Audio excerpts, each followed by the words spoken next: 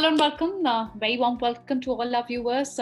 Special series that you're watching For Her, a special initiative by ICICIdirect, where we focus on how women entrepreneurs or indeed women are taking care of their financial well-being. I am Priyanka Uppal and I am being joined by a very special guest today. I have Mrs. Radhika Gupta, CEO Edelweiss. Hello, Ms. Radhika. How are you? Good. Thank you for having me, Priyanka. Thank you. Thank you for joining us today. Ms. Radhika, you're already an inspiration to many. So just wanted to know a few basic, your mantras on investment or your conviction on investment. My first question to you is, of course, me and you being women entrepreneurs only, would want to talk about how India as a country is seeing percentage of women entrepreneurs now. Women are not managing their finances these days, they are leading finances. How do you see this trend? How much percentage of women do you see every year or on average who come out, who are taking care of their financial independence, entire financial well-being? So, Priyanka, the numbers are getting better year on year, and I think the aspirations are getting better year on year.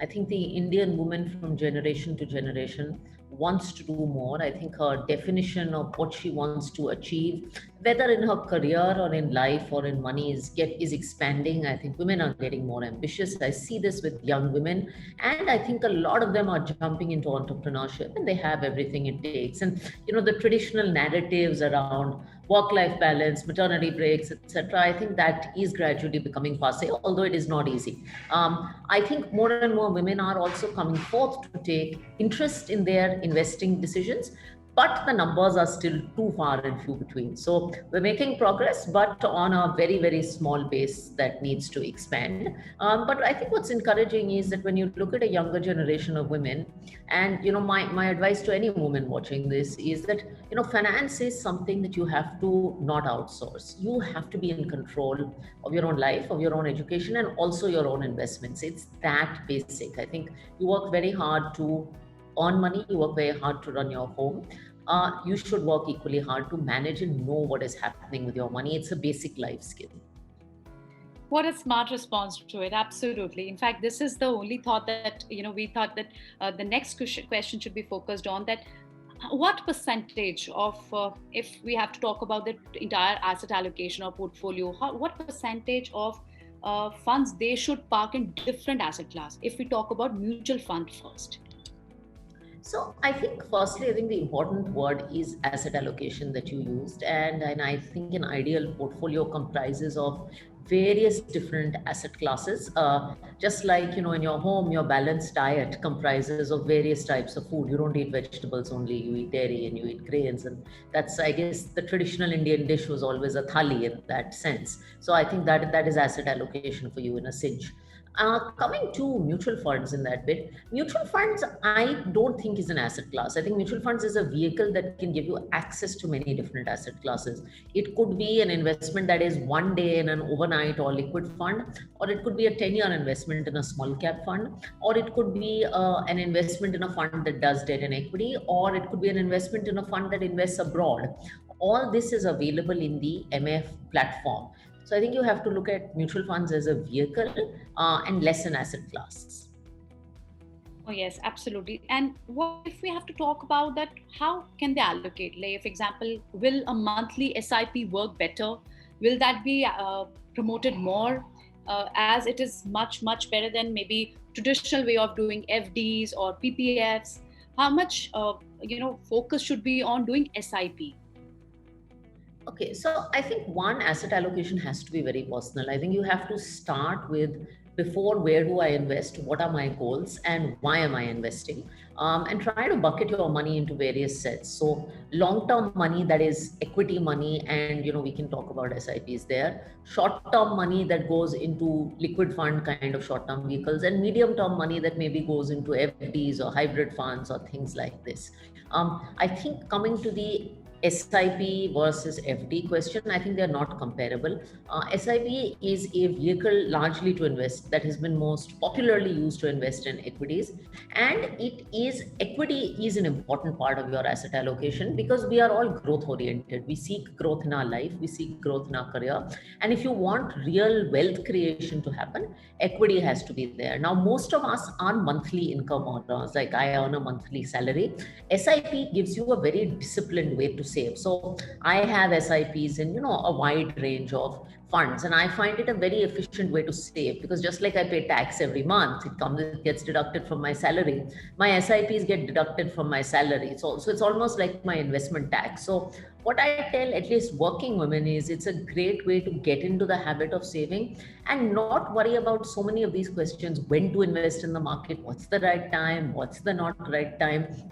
It's automatic. Sure, it's the pulse should be when you feel it, when it comes in your awareness, you should do it.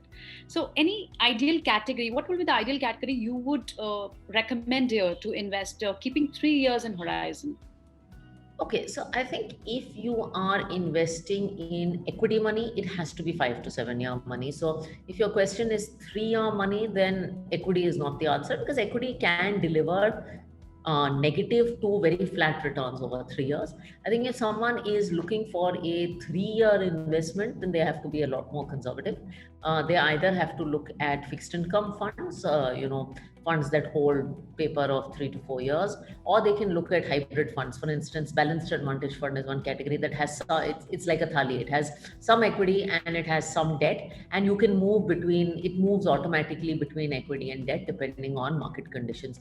Over 3 years, its chance of giving negative returns is virtually de minimis. So for 3 years, you need to look at categories that are a little bit like Goldilocks. They're not too safe, they're not too risky, they're somewhere in between.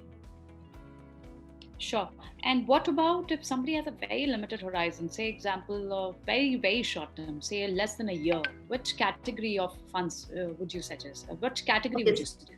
So then you really have to look at very short kind of funds. So you should look at either liquid funds, they are even for a month or a few days horizon, or you can look at money market funds or arbitrage funds. These are the 2-3 categories. They are basically going to give you returns that are not very high.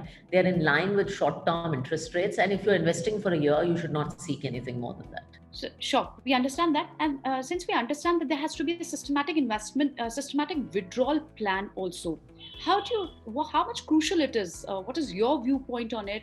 How to structure this? So systematic withdrawal plans are again a tool that is available for investors. It is a tool very good for women or investors who are retired or looking to take money back. So I've spent 10 years saving in my 40s, I'm in my 50s, I want to gradually start taking money back. And maybe I want to take 8% of my profits or gains back, and I want to do it 1% a month so I can use it for my expenditure. That's the kind of time that you would use a systematic withdrawal plan. So it's really to get income generation out of the investments that you've made.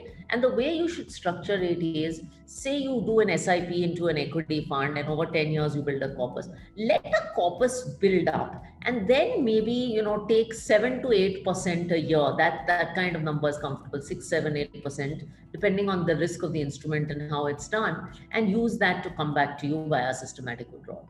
So, sure. Coming back to one more important question, that how much percentage of working capital, purely in terms of percentage, women entrepreneur can allocate for mutual funds? So I think, look, working capital is very precious capital. Working capital cannot be risk-taking capital. I can't comment on how much you should allocate for mutual funds, but I can say that working capital should be invested very safely. So should be invested in debt kind of instruments, because working capital is money that is ultimately going to be used in your business, and you will have short-term needs around working capital. Sure. Okay, got it. And since we all know that, over different asset class, traditional way, people are still attracted towards traditional way of investment in commodities, in gold or precious metals. But we do have smarter options available like ETFs. How would you advise our women entrepreneurs on this? Okay, so if you want to look at gold, I think there are multiple ways to think about gold. Gold that is jewelry, I don't think is investment. That is jewelry that we buy for consumption, and that's perfectly fine. If you want to look at gold as an investment, I truly believe financial forms of gold are much better than physical forms of gold because you don't have worries about safekeeping and security. In this tool, then you can use something called gold ETFs. They are a financial form of gold. An ETF is basically like a mutual fund, but it trades like a stock. It sits in your demat account, and there's a charge that the ETF earns. You can also look at a vehicle that the government has come out with called a sovereign gold bond. So either of these two vehicles is a very good way for women to invest in financial gold. Sure, absolutely. What would you advise? I mean, if we ask you, because you're an inspiration to many, and I'm sure women entrepreneurs who all are watching would be actually inspired from all this, what we are talking today. What is your success mantra or investment wisdom till now? What has been the key points that you have, focused on all throughout this journey? So I think a couple of things. One is that I think investing is very, very personal, and you should have goals, and my goals could be very different from yours. So do what is right for you, and figure out what works for you, and don't be in a rush to mimic or copy anyone else. This is not a competition. That's very important. Second is be patient. Don't look at your portfolio too often. Don't get agitated by the noise around you. Don't seek greed. Just be calm, and focus on the long term. And women are very, very good at naturally doing this. And thirdly, as you earlier said, I think asset allocation is extremely important. Don't bank too much on any single idea, any single asset class. That's all. And finally, stay involved in your money. And understanding, Ms. Radhika, that there may be different set of women. Somebody who are already smart investors. They've all been investing from years. Somebody Yeah. are new investor. Any advice you would like to give to new women investors? I think for new women investors, it's very important to educate yourself on the basic of different asset classes. Even if you use financial advisors, which I highly recommend you do, and there's some very good advisors out there, including very good women advisors, it's very important to be aware yourself. It's just like when we go to buy jewelry, or even if we have a cook at home, we're very aware of what's happening in our kitchen and how things are cooked and how our houses are run. So even if you have help, I would encourage you to get educated. And there's so many platforms like this that really enable education. I mean, it's not hard to get educated these days. And the second thing I would tell, first time investors is get started. I think it is important to get started. Get started with real money. Don't procrastinate it. Because once you get started, you'll make mistakes, you'll know what works for you, and then you'll get ahead. So that's the very crucial advice that you've given. Thank you so much for sharing all this insight. Wish you success. Happy Women's Day to you, and wish Women's Day to all our viewers. May you get more power, more success, more happiness. Thank you so much, Mrs. Radhika, for joining us today. Thanks a ton. Thank you.